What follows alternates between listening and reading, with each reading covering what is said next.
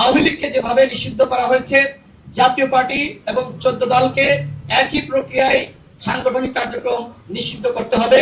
আমাদের দল গণ অধিকার পরিষদের পক্ষ থেকে এই স্পষ্ট বার্তা সরকার প্রধানকে দেওয়া হয়েছে। কাঁধে ভর করে আপা ফিরে আসতে পারে এবং আমরা এটিও বলেছি যে বাংলাদেশের গোয়েন্দা সংস্থা 18 সালে নির্বাচন করেছে, 14 সালে নির্বাচন করেছে, 24 সালে নির্বাচন করেছে।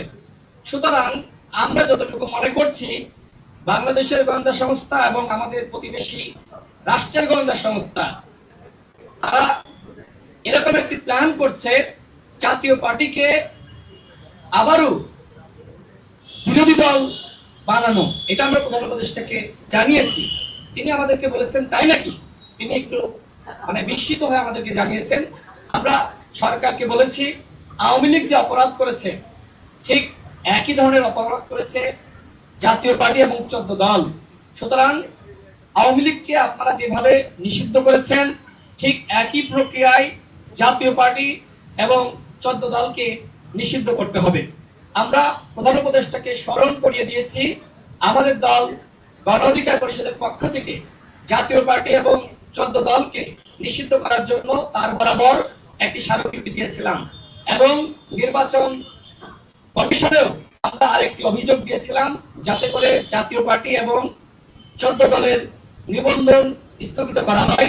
আমরা আজকেও সরকারকে এই বিষয়ে স্পষ্ট বলেছি, আগামী নির্বাচনে আওয়ামী লীগ, জাতীয় পার্টি, 14 দল এবং ফ্যাসিবাদের যারা দশর ছিল তারা নির্বাচনে অংশ নিতে পারবে না।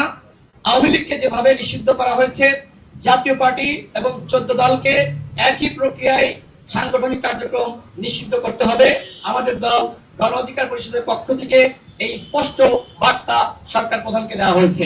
Thank you.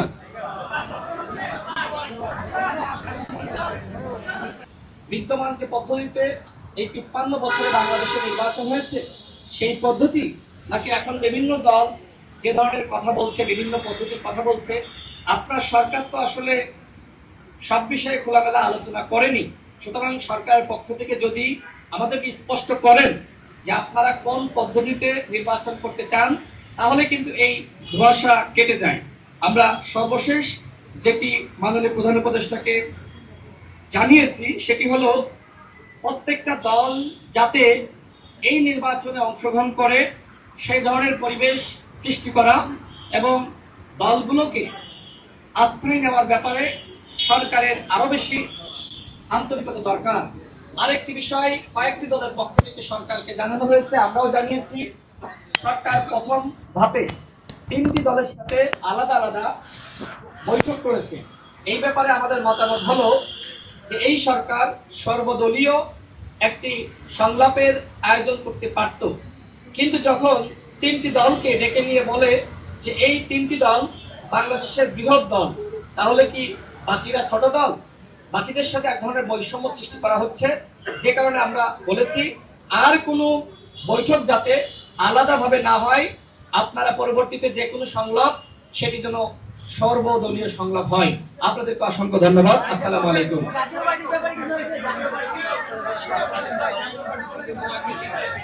আচ্ছা।